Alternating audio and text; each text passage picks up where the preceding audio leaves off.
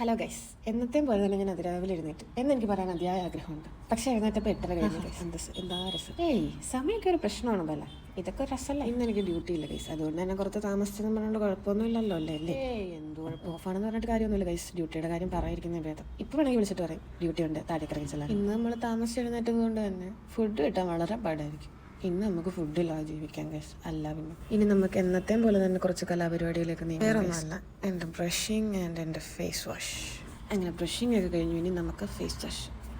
ആരാണ്ടൊക്കെ തല്ലാൻ പോകുന്ന പോലെ ഞാൻ ഫേസ് വാഷ്. എൻ്റെ മുഖത്ത് നിറയെ പിമ്പിൾസ് ഉണ്ടായിരുന്നു ഗൈസ്. ഞാൻ റീസെൻ്റായിട്ട് യൂസ് ചെയ്യുന്നത് ഈ ഫേസ് വാഷ് നൈസാണ് കേട്ടോ. കുറേ പിമ്പിൾസൊക്കെ എൻ്റെ അങ്ങനെ മാറി. അങ്ങനെ ഫേസ് വാഷ് ഒക്കെ കഴിഞ്ഞ് ഇനി മുഖത്ത് കുറച്ച് മോയ്സ്ചറൈസറൊക്കെ ഇട്ടിട്ട് ഈ പരിപാടി ഇവിടെ കൊണ്ട് അവസാനിപ്പിക്കാം ഗൈസ്. ഒരു കാര്യം പറയട്ടെ ഗൈസ്, ഞാൻ എൻ്റെ സ്കിൻ എന്നും തൊട്ട് ശ്രദ്ധിക്കാൻ തുടങ്ങിയിട്ടുണ്ടോ അന്ന് തൊട്ട് എനിക്ക് നല്ല മാറ്റം തോന്നിയിട്ടുണ്ട്. അതുകൊണ്ട് നിങ്ങൾ സ്കിൻ കെയർ ഒക്കെ തുടങ്ങും ഗൈസ്. ഞാൻ പണ്ട് വാഷിംഗ് സോപ്പൊക്കെ ഇട്ടും ഫേസ് കഴിയിട്ടുണ്ട് ഗൈസ്. എന്ത് ചെയ്യാൻ. അതുപോട്ടെ, മോയ്സ്ചറൈസർ ആൻഡ് സൺസ്ക്രീൻ മെയിനാണ് ഗൈസ്. ഇത് രണ്ടും സ്കിപ്പ് ചെയ്യും. അങ്ങനെ എൻ്റെ സ്കിൻ കെയർ ഒക്കെ കഴിഞ്ഞ് ഗൈസ്, ഇനി എനിക്ക് കുറച്ച് ജോലിയുണ്ട്.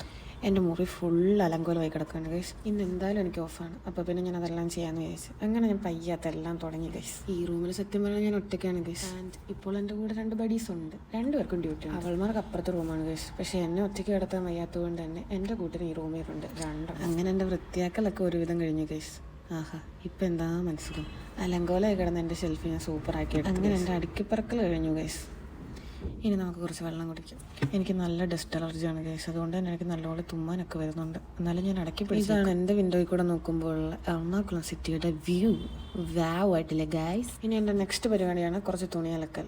ആഹാ, ഇത് കുറച്ചൊന്നും, പക്ഷെ എനിക്ക് തുണി അലക്കാൻ വലിയ ഇഷ്ടമാണ് ഗൈസ്. അതുകൊണ്ട് തന്നെ എനിക്ക് ഇതിനൊരു മടി. അങ്ങനെ തുണിയൊക്കെ കഴുകി വിരിച്ച് ഇനി ഒരു പരിപാടിയില്ല. ഇനി നമുക്ക് കുറച്ച് നേരം ഫോണിൽ കളിച്ചുകൊണ്ടിരിക്കാം. ഇപ്പം എനിക്ക് ഇൻസ്റ്റ തുറന്ന് എൻ്റെ ഫീഡിൽ വരുന്നത് full Bigg Boss Bigg Boss Bigg Boss Bigg Boss. എന്താണ് ഗൈസ്, നിങ്ങൾ ബിഗ് ബോസ് ഫാനാണ് ഗൈസ്? നിങ്ങൾക്ക് ഇഷ്ടമുള്ള കണ്ടസ്റ്റന്റ് ആരാണെന്ന് വിളിച്ചുകൊണ്ടിരിക്കുന്നത് ഏതോ ഒരു കപ്പിൾസിന്റെ റീൽസ് കണ്ടിട്ടാണ് ഗൈസ്. അതാ ഞാൻ പറഞ്ഞില്ലേ എൻ്റെ ഡസ്റ്റ് അലർജി തുടങ്ങി ഗൈസ്.